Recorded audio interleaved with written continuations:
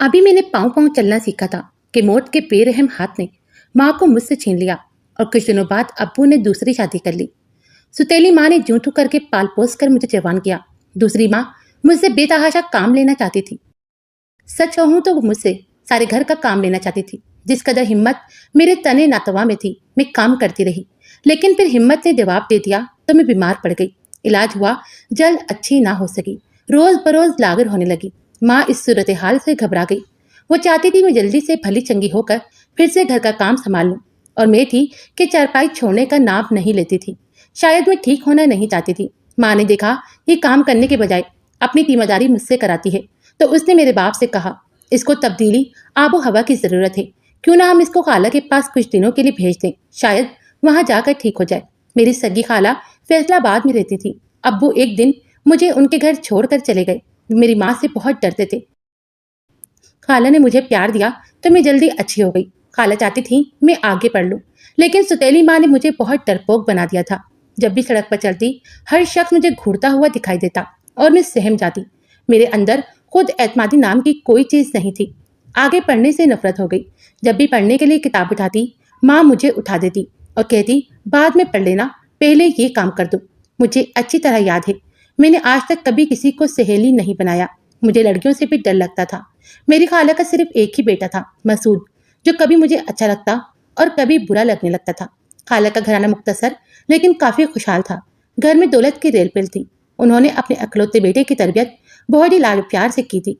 खाला अपने बेटे के खूब ही नाज उठाती थी। मसूद बहुत खूबसूरत था। जब वो अच्छे कपड़े पहनता तो शहजादा लगता था। मैं बुरी शक्ल सूरत की ना थी, फिर भी मसूद जैसी नहीं थी। मुझे उसकी सूरत पर रश आता था। वैसे भी मैं बहुत सीधी सादी थी, हर वक्त चादर ओढ़े रखती। फैशन मेरे करीब से नहीं गुजरा था। जब मैं पहली बार अपनी खाला के घर गई तो मैंने मसूद को सलाम किया। उसने मेरे सलाम का जवाब ही नहीं दिया, बड़ी नखुवत से देखा और चला गया। ये बात उसकी मुझे बहुत बुरी लगी थी। आंखों में आंसू आ गए थे। खाला अगर चाह मुझे प्यार करती थी, लेकिन घर का काम ये भी खूब लेती थी। फर्क सिर्फ ये था, सुतेली माँ काम का इनाम लानत मलानत की सूरत में देती, जबकि खाला प्यार के दो बोल कहकर मेरा दिल जीत लेती थी। खाला के घर काम करने वाली भी आती थी, जो झाड़ू बर्तन और कपड़े धोने का काम कर जाती। मैं सिर्फ खाला का दीगर कामों में हाथ बटाती थी। मैं यहाँ खुश थी, यहाँ सब अच्छे थे। खाला और खालू प्यार करते थे। सिर्फ मसूद ऐसा था जो अपने रवैये से मुझे दुख पहुंचा रहा था। वो कभी लापरवाह, कभी पुरनखुवत और कभी बेनियाज बना रहता, जिससे मुझे अपनी जात की नफी महसूस होती तो मेरा दिल घटने लगता था। रफ्ता रफ्ता मैंने ये महसूस किया कि मसूद की ताल्लुकी कम होती जा रही है। अब उसको एहसास हो चला था मैं एक फर्द हूँ जो उसके घर में रहती हूँ। वो मुझसे हम कलाम होने लगा, लेकिन सिर्फ काम की हद तक। मसलन, नीमा, जरा मेरे कपड़े इस्त्री कर दो, जूते पालिश कर दो। एक दिन आया और कहने लगा, नीमा, मुझे बहुत जल्दी है, जरा मेरे जूते पालिश कर दो। मैं उससे डरती थी। उसका मुझ पर बहुत रौब था। हालांकि वो कुछ कहता नहीं था, लेकिन जब कहता तहमकाना अंदाज में मैं जल्दी जल्दी उसके जूते पालिश करने लगती। एक रोज जबकि मैं सर झुकाए तेज तेज जूते पालिश करने में लगी थी, सर ऊपर उठाया तो देखा वो मुझे घूर रहा है। मैं घबरा गई तो वो हंस पड़ा, कहने लगा, नीमा, पालिश तुम्हारे चेहरे पर लगी है। ये सुनकर मैं शर्मिंदा हो गई। जल्दी जल्दी पालिश करने के बाद जब मैंने जाकर आईना देखा तो हैरान रह गई। पालिश का मेरे चेहरे पर नामो निशान भी नहीं था। न जाने मसूद ने ऐसा क्यों कहा था। एक दिन वो इस्त्री स्टैंड अपने कमरे में ले गया और मेरे पास आया कि मेरी शर्ट इस्त्री कर दो। मैंने कहा, अच्छा। जब मैं इस्त्री करने लगी तो वहां मेज नहीं थी। कहने लगा, वो मेरे कमरे में है, तुम इस्त्री लेकर ऊपर आ जाओ। मैंने खाला की तरफ देखा। वो बोली, हाँ हाँ चली जाओ, वहीं इस्त्री करके दे आओ, इसमें क्या हर्ज है। आज मैंने नया जोड़ा पहना था। ये सिल्क का सूट काफी खूबसूरत था, जो खालू मेरे लिए कोयटा से लाए थे। इस्त्री करने में महू थी कि मसूद मेरे पास आ गया। कहने लगा, इस जोड़े में तुम बहुत अच्छी लग रही हो। अपने दिफा में मुझे कुछ भी न सूझा तो मैंने कह दिया, शुक्रिया भाईजान। अभी मेरे मुंह से बात खत्म नहीं हुई थी कि मेरे चेहरे पर एक जोरदार थप्पड़ पड़ा।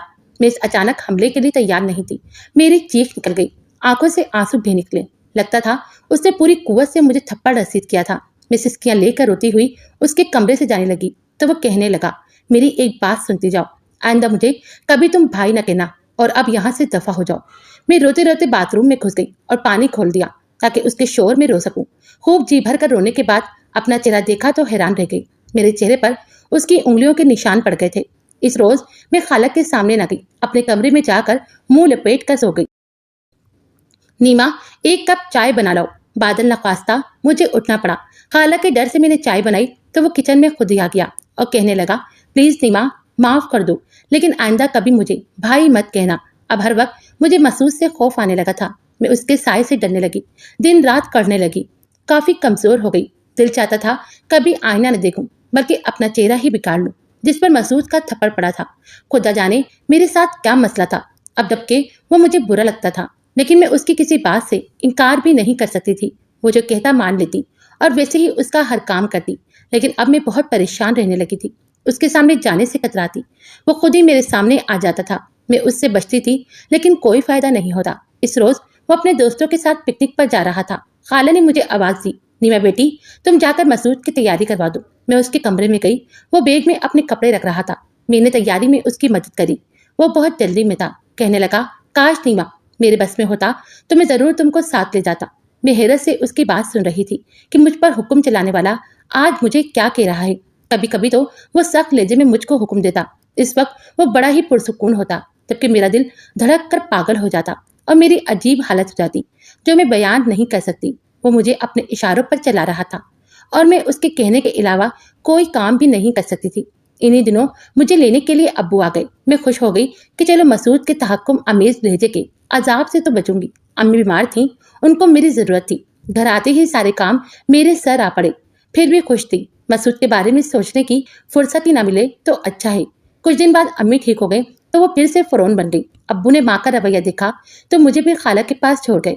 खाला ने बताया कि जब से तुम गई हो मसूद तब का घर से निकला हुआ है।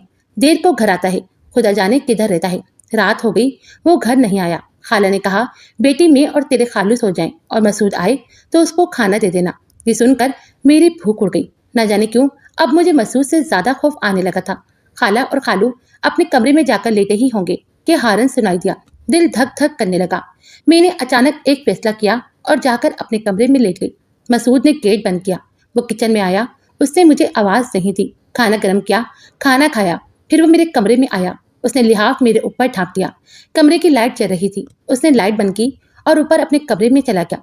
इन बातों से पहली बार मुझे एहसास हुआ कि उसके दिल में रहम है, मेरे लिए कोई जगह है और वो मुझे भी इंसान समझता है। इस तमाम रात मुझे नींद नहीं आई। सुबह उठी तो धूप निकल आई थी। शर्मिंदा शर्मिंदा उठकर बैठ गई। सुबह न जाने कब हो गई थी।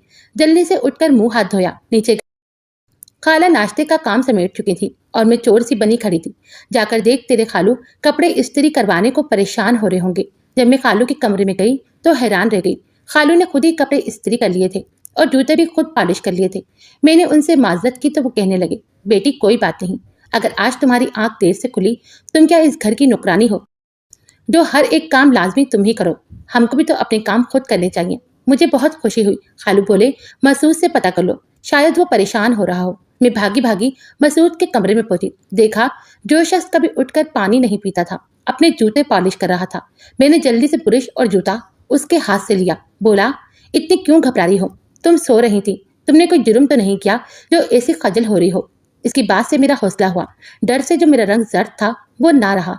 शर्मिंदा से सर झुकाए जूता पॉलिश कर रही थी, जैसे कि यही मेरी किस्मत में हो। आज जो मसूद ने मोहब्बत भरे लहजे में मुझसे बात की तो मेरी आंखों से आंसू गिरने लगे। जी चाहता था इसी घर में रहूं हमेशा के लिए, लेकिन मसूद जो मुझे पैर की जूती समझता था, भला वो मुझे क्यों कर गले का हार बना सकता था? मैं यही सोचा करती थी। आज पहली बार मुझको एक दूसरा एहसास हुआ था। मैं किसी और निहज पर सोचने लगी थी। शायद ये लोग मुझसे प्यार करते हों और मेरी यतीमी को भुलाकर मुझे वो मुकाम दे दें जो मुझको मिलना चाहिए। अगले दिन मसूद की छुट्टी थी। वो अपने दोस्तों के घर से जल्दी आ गया था। खाला किचन में थी। मुझे खुशी थी, आज मेरी भी छुट्टी हो गई है। मैं भाग कर गई, मसूद के मेले कपड़े इकट्ठे किए और मशीन में डालने ही वाली थी कि शर्ट की जेब में मुझे कुछ महसूस हुआ। जब खोल कर देखा तो हैरान रह गई। किसी लड़की का खत था जो इसने मसूद को लिखा था कि तुम्हारे डॉक्टर दोस्त ने मुझको मुश्किल में डाल दिया है, वो मुझे दवा नहीं देता, मैं बहुत मुसीबत में हूँ, प्लीज तुम मुझसे बहुत जल्द शादी कर लो वरना मैं बदनाम हो जाऊंगी। ये पढ़ते ही मेरी अजीब हालत हो गई। खत वापस जेब में डाल दिया और आकर लेट गई। सोचने लगी कि क्या मामला है, क्या वो मसूद के दोस्त है? क्या मसूद इस लड़की से शादी करेगा? और क्या ये इतना बुरा है? यकीनन न जाने कितनी लड़कियों को बर्बाद किया होगा। समझ में नहीं आ रहा था इस खत को पढ़ने के बाद मेरी क्यों ऐसी हालत हो गई कि मेरी आंखों से आंसू बहने लगे जो थमने का नाम नहीं लेते थे। मैंने सोच लिया था अब कभी भी इस घर की बहू बनने के ख्वाब नहीं देखूंगी। आजकल के लड़के बर्बाद किसको करते हैं और शादी किसी और से करते हैं। जहां तक हो सका मसूद से दूर रहूंगी और अपनी हिफाजत भी करूंगी। लेटे लेटे दफ्तन मुझे ख्याल आया कि अगर ये खत खाला ने निकाल लिया तो मसूद के लिए अच्छा नहीं होगा। ना सिर्फ इसका राज फाश होगा बल्कि वो खाला की नजरों में भी गिर जाएगा। तभी मैं उठी। मैंने खत मसूद के मेले कुर्ते की जेब से निकाल कर अपने पास रख लिया।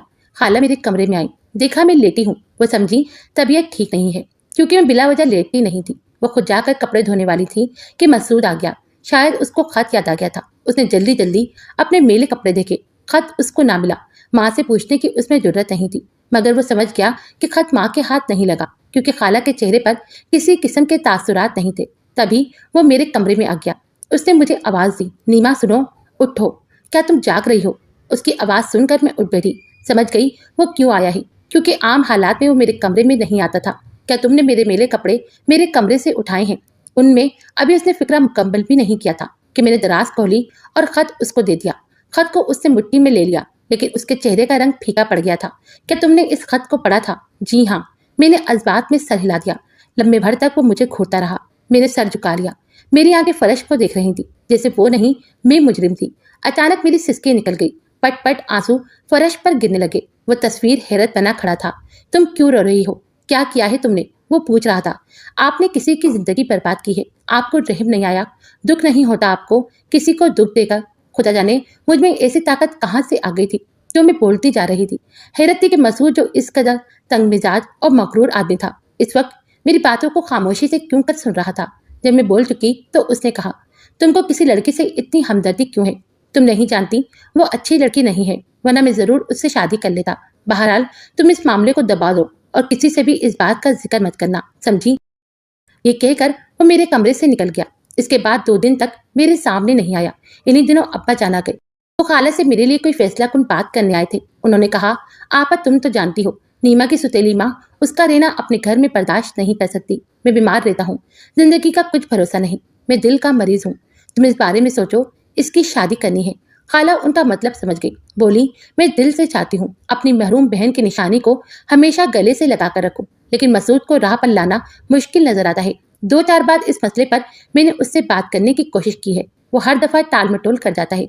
तुम कुछ दिन ठहरो, वो राह पर आ जाएगा। फिर इस बच्ची को बाहर धक्का देने की जरूरत नहीं रहेगी।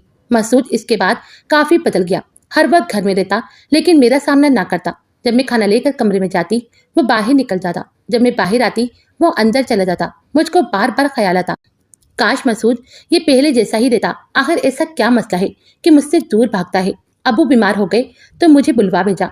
खालू मुझे घर छोड़कर आ गए। अम्मी ने जाते ही मेरी बुरी हालत कर दी। बातों बातों में कलेजा छलनी करने लगी। क्या कमबख्त बुद्धू कहेगी। मसूद को माइल न कर सकी। क्या मिट्टी का माधु है तू? तुझको तेरी खाला के पास इसलिए रखा था कि उसका लड़का तुझको पसंद कर लेगा। वो दौलतमंद लोग हैं। जरा तुझ में कोई बात होती तो आज ऐश करती। हम तो तेरी शादी नहीं कर सकते। इतने रुपए कहाँ मेरे पास हैं? वो ऐसी बातें करती और मैं छुप छुप कर आंसू बहाती कि कहीं अब्बा न सुन लें। वो बीमार हैं, उनको और भी सदमा होगा। उन्हें क्या बताती? मैंने मसूद से शादी नहीं करनी। उसको जिस चीज की जरूरत थी वो उसको मिल गई थी। मुझसे शादी करके उसको क्या मिलेगा? अब्बू की बीमारी जानलेवा साबित हुई। मेरी बदकिस्मती के वो चल बसे।